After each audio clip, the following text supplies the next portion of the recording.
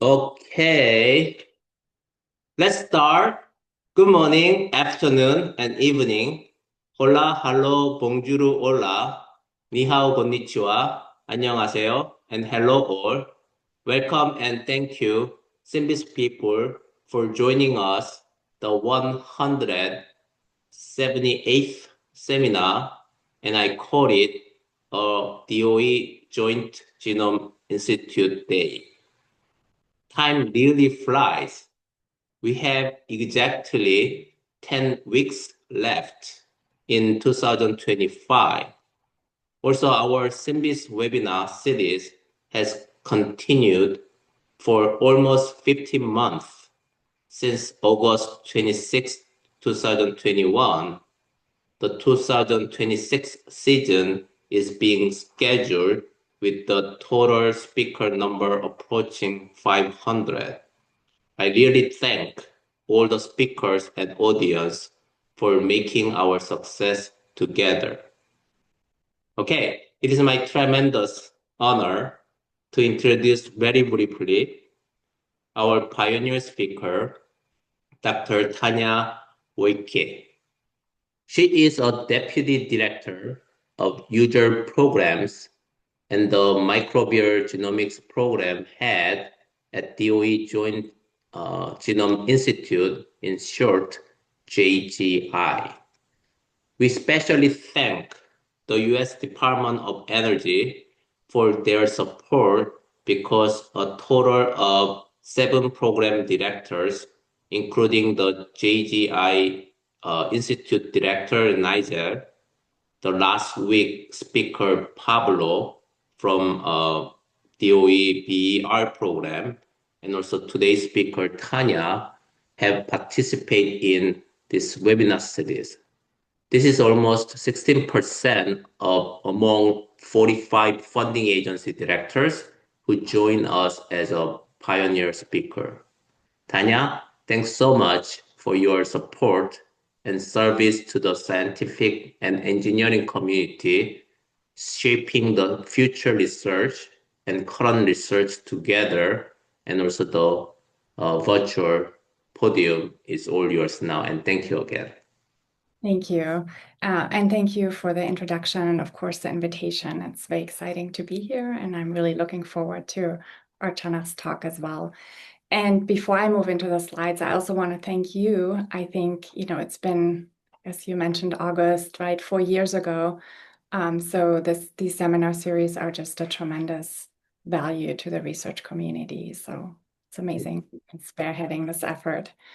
All right, so I'm going to share my screen. Okay,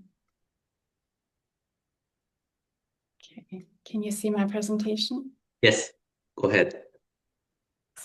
It's over here. Okay, so sorry, skip back. So as you heard in the introduction, I have different roles at the Joint Genome Institute. Since 2009, I've been heading the Microbial Genome Program. I have a small research group that's focused on single-cell sequencing, but since the pandemic, I also took over the role as the Deputy Director. And so today, I'm going to wear my hat of the Deputy Director and talk to you about JGI as a Department of Energy-funded user facility and just briefly touch on the user programs that we offer. There are 17 Department of Energy supported national laboratories. You can see them here on the map. Some of them have more than one location. And the JGI is part of one of it, which is Lawrence Berkeley National Laboratory, as you already heard. We sit here in California, in Northern California, in the beautiful Bay Area. And being part of the Berkeley Lab, we are also a user facility. And in fact, associated with some of these national laboratories, there are almost 30, it's 28, but almost 30 of these Department of Energy Office of Science user facility. And what does that mean to be user facility? So these facilities provide specialized expertise, scientific, technical expertise. They provide specialized infrastructure to instruments that a single university laboratory may not be able to have or host. And more importantly, you can access these capabilities free of charge. So all these user facilities have currently over 30,000 users worldwide. Many of them are from academia, from universities, from other national laboratories, but also from industry. And the goal is really to help them advance their research and help them with their R&D work in general. And I took a screenshot of the Office of Science website here because I really like the way it's worded. I'm just going to read it out. But the Office of Science National Scientific User Facilities provide researchers with the most advanced tools of modern science. That includes accelerators, colliders, supercomputers, light sources, neutron sources, as well as facilities for studying the nanoworld, the environment, and the atmosphere. And I think that really perfectly captures it. And if you look at the right-hand side, you see 4 pictures. These are 4 of the 5 user facilities that are associated with Lawrence Berkeley National Laboratory. We have on the top right the Advanced Light Source. It's a very iconic building. This is our specialized particle accelerator. Below that, you see NERSC, which is our high-performance computing facility. The third picture is the Molecular Foundry, which is our nanoscience research facility. And then at the bottom, you see us, the Joint Genome Institute. In fact, this is our new building. We moved in there in 2019. Building is called IGB, Integrated Genomics Building. And this is us here in front of the building. We have about 280 employees. And on the right-hand side, you see the view. And in fact, I took this picture yesterday after work because the lighting was really nice. Although there's a crane right now in front of the Campanile. This is sort of the iconic tower, Sather Tower at UC Berkeley. So we kind of oversee UC Berkeley and the Bay Area. You see the Bay Bridge and beautiful San Francisco in the background. Okay, now what do we provide as a user facility? We provide on a very high level of sequencing, DNA synthesis, and metabolomics. So we're really there to enable multi-omics of plants, bacteria, archaea, algae, fungi, microbial communities, and viruses. But all this work needs to fit under the DOE mission umbrella of things like biofuels, bioproducts, critical materials, and minerals. And going a little bit deeper, if you look at in more detail what these capabilities are, we still do a lot of de novo genome sequencing. So we still generate a lot of reference genomes. We do a lot of de novo genome sequencing and annotation for plants, algae, fungi, bacteria, archaea, and viruses. We also look at gene expression. So we do a lot of transcriptomics analysis. We do the same for microbial communities, so metagenomics and metatranscriptomics. A lot of work is focused on resequencing for variant detection. So, for example, we have projects where a PI involves a microbial or bacterial population in the lab under a certain stressor. And we then look at the genotype and look what SNPs or indels they accumulate and how does these genotype changes correlate with the phenotype changes. We also provide single-cell genomics. So we do fluorescent activated cell sorting for either mini-metagenomics or single-cell genomics. So we can isolate individual cells from environmental samples, whole genome amplify their genome, and then sequence it. And we take that one step further by also providing sort of an approach where we can just sequence the active microbiome, or in that case, translationally active microbiome, using BONCAT, this bioorthogonal non-canonical amino acid tagging that allows you to tag translationally active cells. We also provide stable isotope probing enabled metagenomics. And here's something to emphasize is that we don't just do the metagenomics, but we actually provide the density centrifugation and the fraction collection. That's something that's quite laborious and used to require a lot of students and many weeks of work or months. And we have found a way to automate this process. So we offer that to users. We do whole genome DNA methylation analysis using the PacBio platform. We offer DAPSeq, which is a DNA affinity purification sequencing, which essentially is an in vitro transcription factor binding assay. So it allows us to figure out where certain transcription factors bind in the genome. Really great approach. And then, of course, we don't just give you the data. We do sort of standard analysis with the data and help you make sense of it. We also have a few capabilities that are more resource intensive and therefore more limited. For example, we have these ecofabs, which are fabricated ecosystems. They are devices that allow you to study plant microbe interactions. So you can, for example, take a sterilized plant seedling, you can put it in there, grow it, and then add a defined microbiome. And then you could image the phenotype of the plant, how the plant grows, how the root, you can image the root, how the root behaves. You could collect the exudate and do metabolomics on it or transcriptomics on the microbes. And for that, it's actually important to note that we also have Brachypodium mutants. So if you're interested in a particular plant, specifically Brachypodium mutant, that you want to study, specifically in the context of plant microbe interactions, we can provide these as well. We do long-read PacBio-based metagenomics, and then again, things that are more resource-intensive, imaging, laser microdissection, and sort of mini metagenomics of small consortia like microbial aggregates, particle-associated bacteria, and importantly, custom analysis. Now in the DNA synthesis space, which is very important for this particular crowd, we do gene pathway DNA synthesis, and for pathways, we can create fairly large constructs, so tens of kbs, whole big biosynthetic gene clusters that we can put together.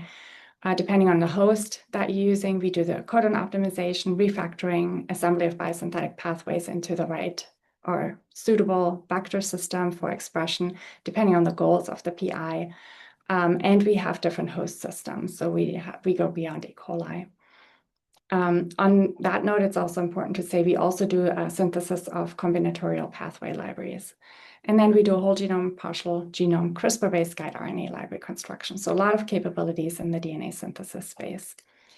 And then lastly, metabolomics. We do mass spec-based metabolomic analysis of both primary and secondary metabolites, plants, fungi, microorganisms, and environmental samples. We recently have done quite a bit of work in soil, and using both targeted and untargeted approaches. And here again, we don't just give you the data, the raw data, we help you analyze the data, make sense of it, and we have tools to integrate the metabolomic data with the genomic data. Okay, now the big question is, how can you access these free resources? If you look at this slide here, I'm going to briefly touch on the right-hand side. There are mechanisms for already BER-funded investigators to access us for free. So those are PIs at the bioenergy research centers. These are centers that are already funded by the Department of Energy. And so if they need sequencing or DNA synthesis or metabolomics, they come to us and they can get this for free. I think Blake Simmons gave a talk from JBay, the Joint Bioenergy Institute. So if Blake needs sequencing, we do the work for him. There's also a mechanism called BERSS, or Biological and Environmental Research Support Science. That is a program where we support, for example, BER early career investigators. If they get an early career award and they need sequencing, they can get that through us. And then shifting to the left-hand side of the slide, if you're not associated with any BER funding, then you can apply through the community science program or the facilities integrating collaborations for user science programs, so CSP or FICUS. And these are calls that we put out every year. Anybody, anywhere in the world can apply for these and access our resources for free. The work needs to be within the DOE mission, and of course, it needs to go through scientific review and be competitive. And I put the slide in here that has a barcode. So if you're interested, you can scan that and it gets you to our user program site. These are the calls that are coming up right now. So in January, we have the functional genomics deadline. That is a call that really tries to translate sequence and genomes into functional insights. So a lot of DNA synthesis, transcriptomics, metabolomics. Early next year, our large-scale call opens up. This is a scale where we're essentially offering all the capabilities that we have. We're really looking for big projects, big proposals, multi-investigator science, big science projects, large-scale genomic science. And then next year in September, we just had that call, so it's going to take a year. We have the new investigator deadline. That is a really nice call for people that want to get the start working with us that haven't worked with us before. It's a really great way to sort of enter working with JGI. And then we also have a really nice call. That's the FICUS call that I mentioned earlier. And what's unique about it is that you can request capabilities from different user facilities within a single proposal. So I mentioned earlier, there are these 30, or well, it's 28, but almost 30 user facilities. in this proposal, in the SynBYSS proposal, you can access capabilities from the JGI user facility, also from EMSL, the Environmental Molecular Science Laboratory at PNNL, Pacific Northwest National Laboratory, the Biosense Beamline at Oak Ridge National Laboratory, the Advanced Photon Source, or APS, at Argonne National Laboratory. And you can also get access to samples in the biorepository of the NEON, the National Ecological Observatory Network, which is an NSF-funded effort. So it's really great for proposals that are trying to use different complementary capabilities from various facilities. Okay, now who are our users? They're really all over the map, although most of them are from the United States. But we also have a growing user base in Europe, Asia, Australia, New Zealand, etc. Most of these are still from academia. So you see the bulk of them are from universities, but we also have users from other national laboratories and government entities. And we have a small sliver of industry users. And how do we interact with our users? They usually ship us the samples. We send them pre-barcoded tubes or plates. They add their samples, ship it to us, or they send us a sequence depending on what they want to get synthesized, and we ship back the constructs. They do the data analysis and write the papers. However, for a lot of studies, we also collaborate on data analysis jointly in publications. And so with that, I'm going to close out with one last slide that I want to show, just to emphasize that JGI hasn't always been what it is today. We have evolved through time, and we continue to evolve. We actually started in 1997 as part of the Human Genome Project. We sequenced 3 of the chromosomes of the Human Genome Project, chromosome 5, 16, and 19. And then we didn't become a user facility until 2004. We then morphed into more of from a sequencing to a science facility as we added these other non-sequencing capabilities. We became more integrative, more collaborative. And now we're moving into the AI era. I think it's very exciting, and there's a lot of great opportunity to use this genomic data, get it AI ready, and use it for exciting AI applications. And with that, I'm going to stop sharing and hand over the floor. Thank you so much. I mean, this is the really great resources. I also benefit from these resources recently. So think about this one as something you cannot do without that resources, but now you could do anything. So that's what I'm talking about. So I recently got 100 kilobase DNA that is all about the plastic degrading enzyme candidate. And then I'm gonna ask more, 400 kilobase in the future based on the data set we having. So this is a great opportunity. You could do anything you could imagine, and that's one thing I really wanted to emphasize. And then the great thing about the JGI facility or service is all of the world actually benefit from this one. Actually, 6 continents out of 7, except the Antarctica, because the penguin do not do any research. So that is an amazing thing to me. I mean, the international collaboration happening because of the JGI. So thank you so much. This is a wonderful, the community service, I guess. All right. Now, the main speaker of today with a longer introduction, Dr. Archana Anand is an environmental microbiologist and currently an assistant professor at San Francisco State University. I believe the Tanya's picture showing the San Francisco, I guess the JGI probably looking over the San Francisco, including this university. She is intrigued by microbes that drive several vital biogeochemical processes in the land and also ocean. Archana obtained her PhD in ecology and biodiversity from the University of Hong Kong, and also her BEng from the National University of Singapore. After moving to the United States in 2020, she completed 2 postdocs, one at Stanford University and another at Columbia University, both involving the characterization of abundance and function of SARS-CoV-2 in wastewater.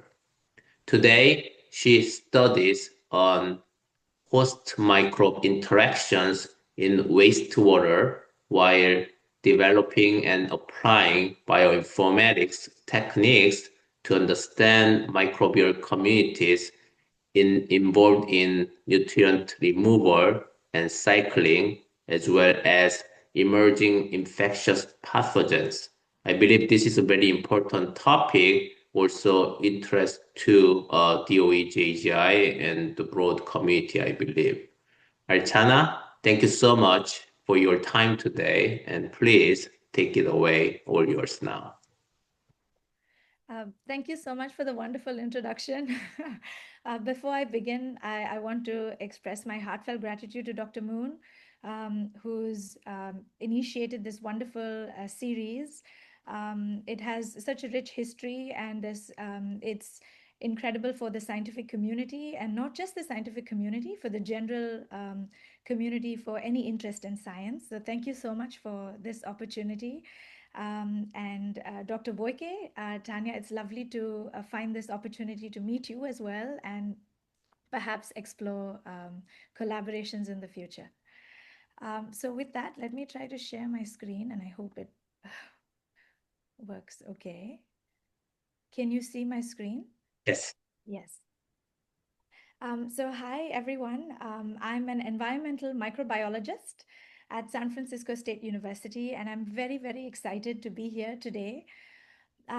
Today, I'd like to take you through my journey of science in wastewater, because as you saw, the title of my talk is Wastewater Detective.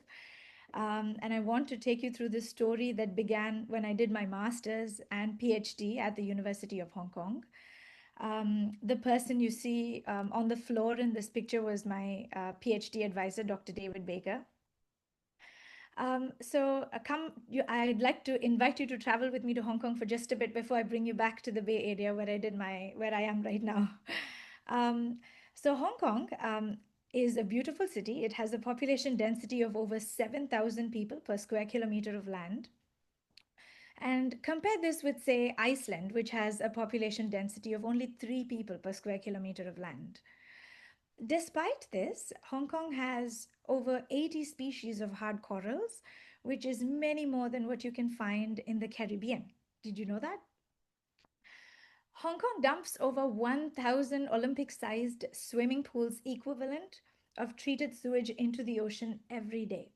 So of course, now you can imagine that the environmental stress on the receiving environment is stark. And that formed the basis for my curiosity and the big question I was after during my PhD, which was, how does nitrogen pollution affect the ocean? Now, if you're wondering why I jumped from wastewater to nitrogen, it's because wastewater is rich in nutrients like nitrogen and phosphorus. Now, nutrients are important, but when in excess, they exacerbate the growth of some organisms over others in the environment that they end up in. And when this happens, the organisms that thrive tend to deplete oxygen in the receiving environment, which is not favorable for the entire ecosystem. This often results in dead zones, and it results in hypoxic conditions, which are essentially oxygen-starved conditions. So I began the very glamorous task of sampling wastewater across 18 wastewater treatment facilities across Hong Kong. And I began to use a technique called stable isotope analysis. To tell you very, very briefly about it, if I were to take a pool of nitrogen, concentration of nitrogen can tell you how much of nitrogen is present. The stable isotope of nitrogen, delta 15N, cannot tell you how much of nitrogen is present, but it can only tell you where it's coming from. So I had all this data about the concentration of nitrogen in the wastewater treatment plants, in the influent and the effluent, and I also had it in seawater in the receiving environment. So I began to look at the stable isotope analysis of nitrogen. That's what I did. I looked at the delta 15N values to try and place where they might be coming from. So in this figure, red is everything that is man-made and blue is natural sources of nitrogen. So just to orient you, raw sewage should ideally have a value of about 6. Treated sewage should be around 12. And this is what Hong Kong's wastewater looked like across the 18 treatment facilities. So it varied between raw sewage and treated sewage, which suggested that some treatment facilities warranted upgrades in their treatment technologies that they used. Now, next thing that I'd like to highlight is naturally occurring marine nitrate is ideally supposed to look like this. This is in a pristine environment without excessive nitrogen inputs from man-made sources. So it should have a signal of about 4. And guess where Hong Kong's seawater landed?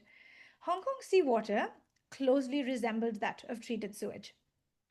And I concluded then that sewage is likely to be one of the major contributors, in addition to groundwater, because there were several non-point sources as well at that time. Now, this was also when I had my first child, who is now 9 years old. But I began to become more curious about how this nitrogen in the receiving environment affected life in the ocean. Now, at that time, there were several research teams that were studying large charismatic organisms like the finless porpoise and the Chinese white dolphin. So I wanted to look at critters that made up over about 70% of the ocean, but yet could not be seen with the naked eye. But to do this, I had to learn something very important. I had to learn to scuba dive.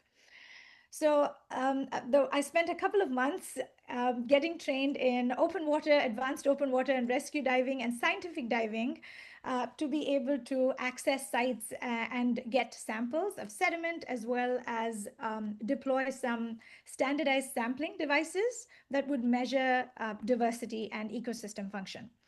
So now I'd like to take you through a little video of a very exciting chapter and project that I was a part of. I'm going to make sure that you can hear it.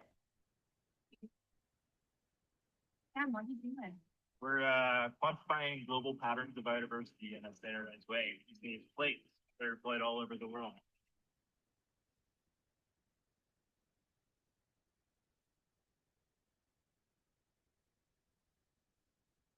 This is a plate that's part of a mini ocean hotel.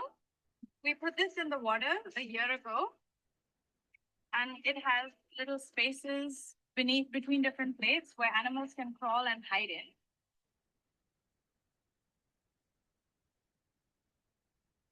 Similar coloration, but it didn't have the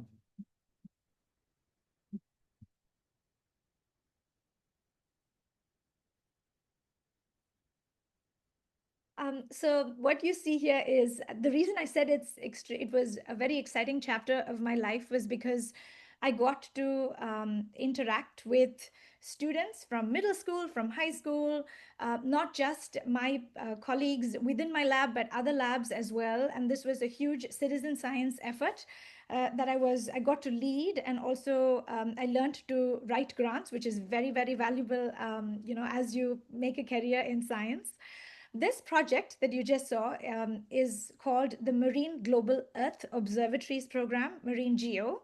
It was started by the Smithsonian Institution, and in Hong Kong, we began their first chapter in Asia. So that is what you see here. This was between 2015 and 2017. And I'm still in touch with several researchers. Some of them continue to be my mentors even today. So a quick snapshot of what it is that we found. So you must be wondering, okay, I did all this, but what did it actually translate to? So we used these standardized sampling devices, which I mentioned. They were called ARMS, which stand for Autonomous Reef Monitoring Structures. They are just mini ocean hotels that are stacked PVC plates that you may have heard one of the researchers mentioning in the video. But it's also why you saw all of us standing showing arms in the picture earlier.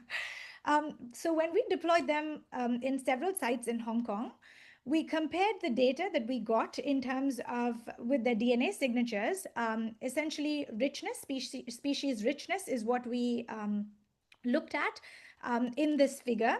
And we compared that to these mini ocean hotels that were deployed in other parts of the world, like the Red Sea and Singapore, as well as Florida and Virginia. And what we found was pretty surprising. Despite being one of the sites that had the highest environmental stresses, when you compared inorganic nitrogen, phosphorus, and several other metrics, ammonium, we recorded the highest species richness among several others that used the same sampling technique. There were some papers that emerged, so I have used this opportunity to paste those, and I would love to speak more about it later with you as well. Now, I don't want you to think that I had moved on from wastewater. And so this was when I learned that independent grant writing is extremely important, in your career as a scientist. So I did write one, and I successfully joined the National Geographic Society as one of their young explorers.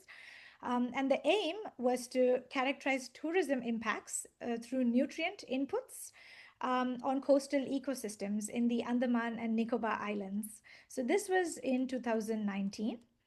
And it was also around the time when COVID-19 hit, shortly after I completed my PhD. And I should probably say the rest is history, but this was when I had my second child. He's a pandemic baby, so he has a onesie in this photo that says my parents did not practice social distancing. So I moved to the Bay Area in 2020, and I undertook two postdocs, as you heard about earlier. Both of them kept my relationship with wastewater quite strong. I looked at SARS-CoV-2, the pathogen that causes COVID-19, in wastewater and its amino acid mutations. And I looked at associations with percent positive rates, mortality rates, and vaccination rates. It was fascinating work because I got the opportunity to work with counties, hospitals, to inform them about cases that they are likely to see, because we shed SARS-CoV-2 in our feces a good 9 to 14 days before symptoms appear. So once we see that rise in the wastewater, we could then reach out to hospitals that were likely to see, patients who were experiencing more severe symptoms that needed immediate attention. Now, what you saw in this video is an autosampler, a wastewater autosampler that's being installed in one of the sewers to collect wastewater, a composite sample, over a period of 24 hours. And you might wonder why we need to collect it over some time. And this is because wastewater-based epidemiology thrives on anonymity. And the ethics of it is fantastic because you can never trace it back to a single individual. And we often do it in sites where over 500 to 1,000 individuals contribute to the wastewater that is collected. And these autosamplers make sure that we don't just get one sample at one point of time, but they draw wastewater over a 24-hour period to ensure that it's representative of the entire day, where maybe there's an individual that could have been infected that used the toilet at 12 o'clock and 5 o'clock. But if you were to sample at 3, you might miss that, perhaps. So that's the idea of composite sampling. Okay, so fast forward to 2023. This is the Anand Lab in the Department of Biology at San Francisco State University. We study microbes and interactions in several environmental systems. We're currently supported by the Department of Energy, and we're very grateful for that. I'm a co-I in the BRAVE phage foundry, and I am leading the phage pathways program that's part of the RENEW effort. And we're looking at uncovering how phage host interactions drive biogeochemical cycling and antimicrobial resistance, while also keeping in mind that training the next generation of virologists is very, very important. But before I get into phages, which is what I'm going to be focusing on, I just want to quickly mention two projects that we have also been working on. The first one is looking at soil microbial communities and wine terroir. There is a vineyard that's very close to where we are in the Santa Cruz Mountains, and who have been kind enough to let our students get samples. This is a paper, an opinion piece that just came out quite recently. And another project that we are actively working on is looking at native Olympia oyster beds in restored sites. We only have one native oyster species in this west coast of the United States. It's small, it's sweet and sour, it's very unique, but it has seen a significant decline in its population since the gold rush. There's been over a 90% decline. So these restoration sites have been invaluable, but the measures with which restorations efforts are taking place do not factor in microbial communities. So our contribution to this is to characterize the microbiome associated with these oyster beds to understand restoration drivers and success better. So now I'm coming to the main part of my the section of what I'd like to talk about. But before I begin, of course, this is no solo act. Science is a team sport, and for us, wastewater is like our playing field. So I'd like to express my gratitude to all my team members in the Anand lab. There's Gabby, Danica, Sona, Michael, and Kate. And to our LBNL and JGI collaborators, Vivek and Simon, for the heavy bioinformatics lifting and guidance. This is funded by the DOE Brave, Phage Foundry, and DOE Renew programs. So with the credits rolled, let's dive into why wastewater is a phage gold mine. Now, wastewater influent, which is essentially wastewater that is not treated, is a rich reservoir of bacteriophages. Bacteriophages are viruses that infect bacteria. And wastewater continually receives microbes from human, animal, environmental sources, and it creates this intense mixing chamber where viruses that infect clinical and environmental bacteria, they coexist and exchange genes. Now, because phages can modulate the fitness of some of these pathogens and mobilize antimicrobial resistance genes, they serve as biocontrol agents. And so accurate surveillance of these viral populations in wastewater is extremely important and has become increasingly a public health priority. But you all knew a but was coming. Measuring this diversity remains technically challenging because the signal is highly sensitive to the type of method that is used to discover, and comparative evaluations of the methods that are being used are very, very scarce or very fragmented. So I thought we should start with the problem.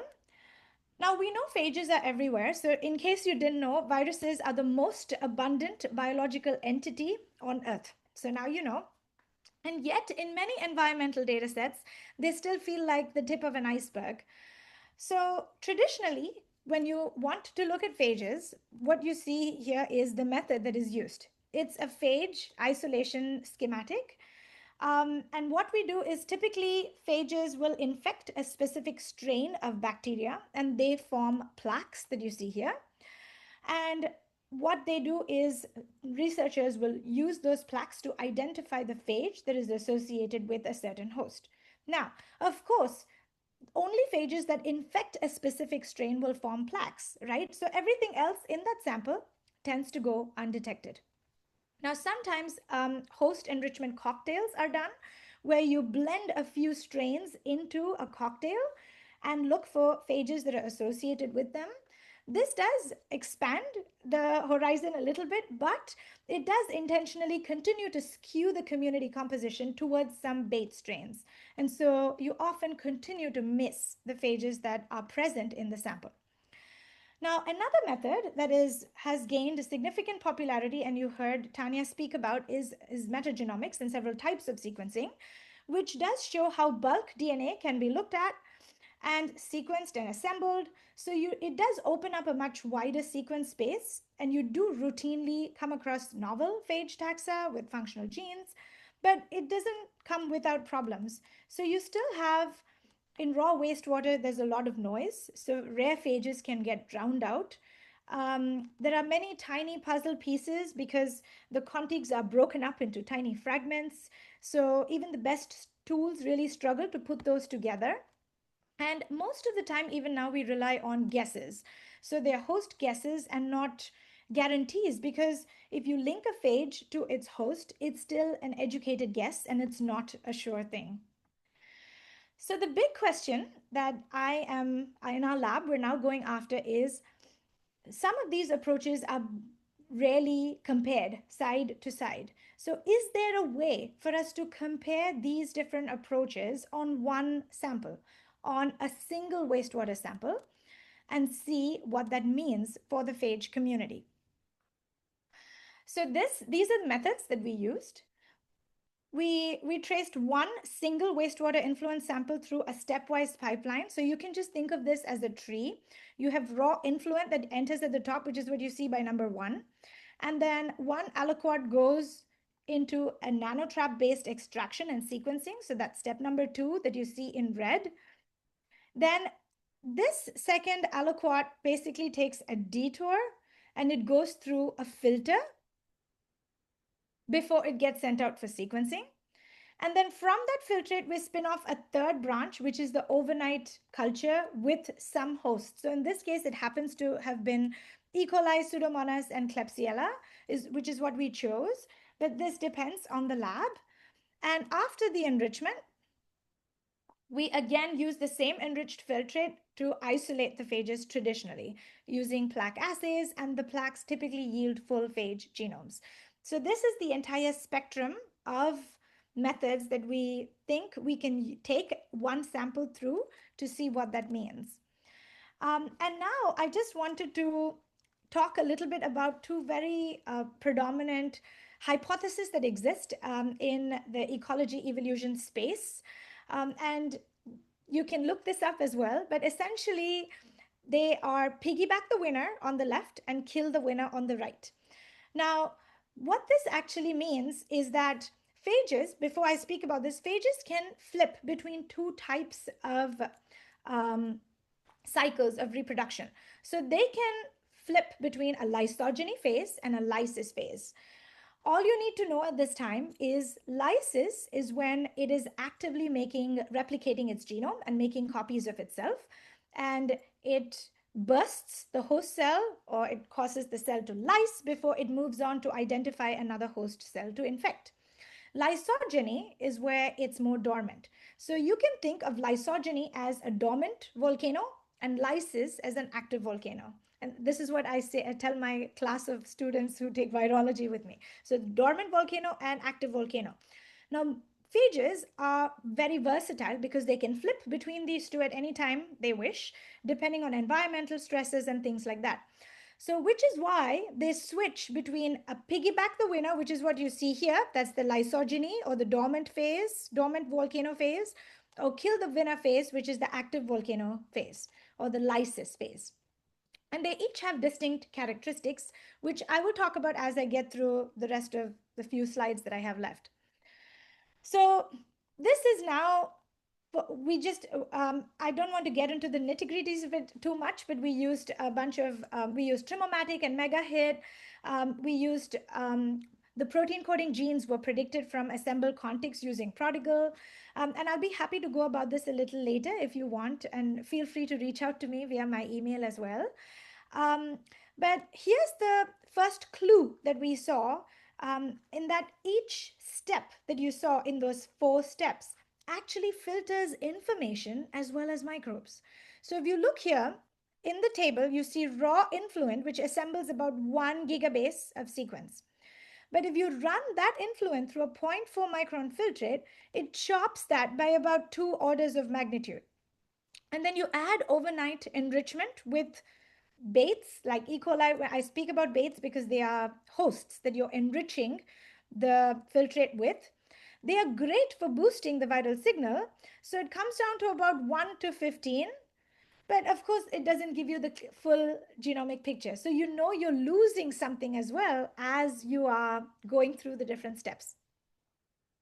So now I'm going to go through the different steps and just tell you what I saw, whether it validates exactly what I expected. So this is raw influent metagenome. This is step 1. And what I'd like you to see is on the left, you have bacteria. On the right, you have phage. And these are just the samples. And what you can see here is, despite having the largest total assembly, we had very low relative phage abundance compared to the bacterial content. And this could be because of high host to phage biomass ratio. Perhaps capsids protect the viral DNA and the bead chemistry is not lysing everything. There are humic substances that are present in the sewage, so they sneak past cleanup. So there are some theories that may cause this discrepancy.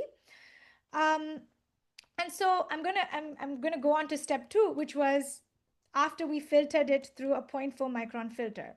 Now, the goal was that the expectation was that it will strip out most intact bacteria and it would let the capsids and free DNA through. But unfortunately, this sample failed our QC report, QC analysis. So we don't have data from this sample yet, and we are working on redoing this for another sample with all the 4 steps. So we don't have the data for this here yet. But I'd like to keep going with this because the story still remains fairly intact, and you'll see why. Now this is step 3, where we are nudging the community with biology. So we are spiking the filtrate with equal amounts of E. coli, Pseudomonas, and Klebsiella, which is what you see in these 3 on the right that are highlighted with the red circles. And you incubate it overnight, and so each host becomes a bait. So you do see here that the bacterial diversity is lesser, right? As expected, because we have fewer hosts. And the phage diversity is significantly higher. They are, of course, skewed to reflect the hosts that they like to be associated with as well. That's also expected. Now, this is just the same thing. I'm just showing you E. coli, Klebsiella, and Pseudomonas and the different specific phages that you see as well.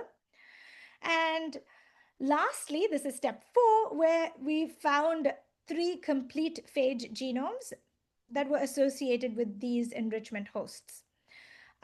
So we can also, this validates that cultivation does retrieve 3 full circular genomes. So metagenomics delivers breadth, but cultivation will deliver depth. And you would think that there's something as perhaps straightforward as this would have been tried. But surprisingly, this has not yet been tried in one simple sample. So this table just takes you through that. You have the percentage of phage in a raw influence sample as between 0 and 1%, and this percent increases as you go through different steps of filtering, host enrichment, and phage plaque assays. That's what we saw. And to circle back and bring you back to the 2 hypotheses, or my dormant and active volcano that I just spoke about. Now, the idea that phage lifestyle just tracks host density was spoken about by Silveira and Rower, I think, in 2016. And Kill the Winner was brought up again in 2022. But all these studies talked about them in isolation. They did say wastewater is likely to see both, but they have been seeing it in isolation. So to our knowledge, no prior study has actually marched a single influent through shotgun, filtration, host enrichments, and plaque isolation. So this stepwise design that you're seeing here moves the wastewater from the piggyback the winner, which is where it's likely to be if it's a raw influence sample. And as it goes towards the plaque assays, we think and we believe that it's moving towards the kill the winner hypothesis in that experimental gradient that you can actually measure. So now I'm coming to the end of my talk. Why does all this matter? In wastewater, antimicrobial resistance has surfaced as a huge One Health priority, and missing some phages that may carry genes that would be important. They might skew risk assessments for phage therapy. Making sure that you filter and enrich certain active candidates while minimizing irrelevant bacteria is important as well. So the next time a phage study is designed, it's very important to ask the right questions so you can use the right methods and the right combination of these lenses to test and go ahead with your experimentation. Now, this is the protocol that I just went over. It's the QR code that you can use to take a look at it, and we're open to feedback and improvements, of course. But going forward, we are working with some of our colleagues in Sandia National Lab. This is Katie McGinney's lab to look at prophages and also to apply some viromics pipelines on our existing samples to compare the results that we got. So the last thing I want to share is if today's talk convinced you that method integration is important, then phage pathways is how we are trying to teach it at scale. It's our DOE funded training network that pairs wet lab discovery with bioinformatics. So you can scan this code to learn more about it. You can feel free to pass it on to your students, your team members, or friends that may be interested if they would like to send us a scholar. It's a 12-month program, and we are recruiting actively for Jan 2026. And with that, this is my email. I'm very, very grateful for this opportunity once again, and I'm happy to take any questions. Thank you. Fantastic talk. It's wonderful. Uh, uh, Especially, I also kind of, very impressed by you. You learn scuba diving just for research. That's not, that's a very rare thing to hear. I just want to ask Tanya whether she has the question or comment first. Sure. Yeah, no, this was a fantastic presentation. Thank you so much. I have a few questions. So for the last project, these bait strains that you use, I'm wondering, so I think you use Klebsiella, E. coli, and Pseudomonas. And what's the representation in the kind of starting material if you look at the shotgun data? And the follow-up question would be, could you use the shotgun data to guide additional bait strains for both the plaque assay and also the enrichment cultures? Thank you, Tanya, for that. So that's exactly what I meant by the pipeline. We have not compared the after. We've only have the data from the before, which is its abundance in the shotgun data. So that is the next thing that we were actually just talking about it with Vivek and Simon to see what would be a meaningful way to go with this data. And yes, that's exactly what you brought up. Yeah, it'll be hard to get the right strain, right? Because you're not going to be able to resolve the strain based on the shotgun data. So, but it could still give you some guidance. And then I guess another question. So you use 0.45 micron filter. I know you don't have that data yet, but I guess why 0.45? Great question. I think we went back and forth about a 0.2 and a 0.4. I think it was to see if we should get jumbo phages in as a priority or not. And I think we started out with what we got first in the lab because we wanted to just see and get started, and we stuck with it. So honestly, right now, I think we're open to just adding additional samples with maybe a 0.2 filter as well, if that's what you had in mind. Yeah. I mean, it'll be interesting to see what you get. You may also enrich Petoskey bacteria. I think in these samples, you will probably they may slip through your filter as well, or you could try different filters. We use this InnovaPrep concentration tip that works really well too. I don't know how well it would work with your sample. Oh, right. Oh, that's... Yeah, you can also go down. They have all sorts of different filter sizes, even 0.05 microns, and it's quite nice. Thank you. Yes, I'd love to speak to you about that as well outside of this. Thank you. Yeah. And Tanya, do you have any other? Oh, I can come up with more questions for sure. So let me ask some similar or follow-up question. So that's fantastic, especially also last thing, that is also appealing to me a lot. One question is you show 3 different species as a host, and based on my very minimum knowledge on the phage phase is kind of phase specificity is in the level of the species, not in the level of the strain, right? So, having said that, how scalable your approach is? I mean, I'm talking about, how many, hosts you can kind of test. I guess, I mean, because of filtration step, automation might be a little bit challenging, but I want to see like hundreds, thousands of different hosts, somehow tested in the future. And then I believe your, program also including the VBAC. I mean, they are doing right now gigantic mapping post phase kind of interaction, but I just going to hear from you. Um, yeah, I think so. Correct me if I hope I'm understanding the question right. I think when we get one phage, so this is the plaque assays, right? After we enrich the filtrate, when we get the plaques, when we get it once we did it only once in one sample. So what I've shared with you is just once. We have since then been doing replicates. Uh-huh. And we have since then been seeing more phages for the same host strain that we are using for enrichment as well, which is also expected. Right. So one strain is likely to give a breadth of phages, and it just depends on what comes up. I think as we pick the plaques, sometimes it's repetitive and sometimes it's the same. So, but the question of scale is right now, we've been replicating it for every wastewater sample that we collect, which is once a week, to see if we are seeing a general trend of a drop, I mean, an increase in the percent of phages that we are seeing, and whether it's likely to be, we can replicate the experiment is what we're trying to see now. That's where we are, because that's what we thought we should try to do since we've not done that. This is just one sample. I see. So the what I meant by scale up is you could scale up in terms of finding new phase that infect one of the three species. But what I meant by that is, I mean, I mean, this is a matter of time, a matter of the total experiment time, but you could scale up, in terms of host.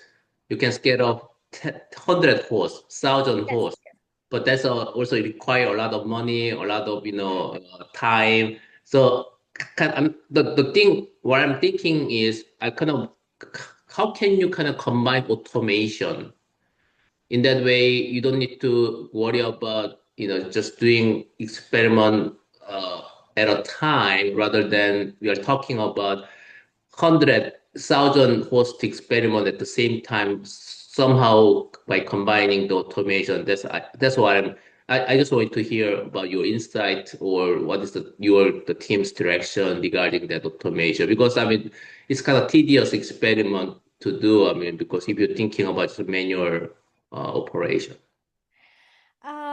I think the only automation aspect that has come in is the DNA extraction part, where we're using a kingfisher Uh, for the automation. I see. Um, yes, but I think scaling up of it, I guess at this point, it is still a tedious process. It takes 4 days, Mhm. which is the traditional way of isolating the phages. We've not found a way around that.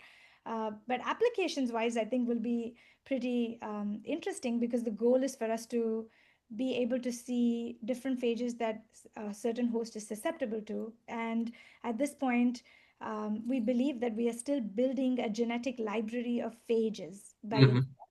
So there is a chance we are working to ensure that we are not continuing to capture novel phages, Mhm. because there are still labs that continue to find them. So Got once it. we get over that, I think it's the next step, and maybe Tanya will have something more to add to that. Okay, so yeah, the reason I'm asking that question is I want to see gigantic database. One axis is about all the hosts. I'm talking about 1,000 hosts, and another axis is the that specific phase, only targeting that host. And then I believe the other marking feedback actually building that type of gigantic map. And then I want to see that on as soon as possible. Because in that way, we can explore, I mean, huge space And then there are multiple different applications we can use using those kind of orthogonal, phase host interaction pairs. So that's going to be a huge thing in the future because the phase is very important for the multiple different things. Yes, for sure. All right. If you don't have any question, Tanya, I probably close because now it's 3 minutes after 11. Okay. So thank you so much for joining and staying today. We will meet again on October 30th, Thursday, the same time, the same Zoom link. We'll have the Professor Chris Dupont at J. Craig Venter Institute and Dr. Michael Corey at Harvard Medical School. And as usual, the follow-up informal chat will occur without recording. Please stay here if you are interested in chatting with us. I will promote you to panelists who can speak and show your handsome and pretty faces if you wish. Thank you. I stop recording. 1 second.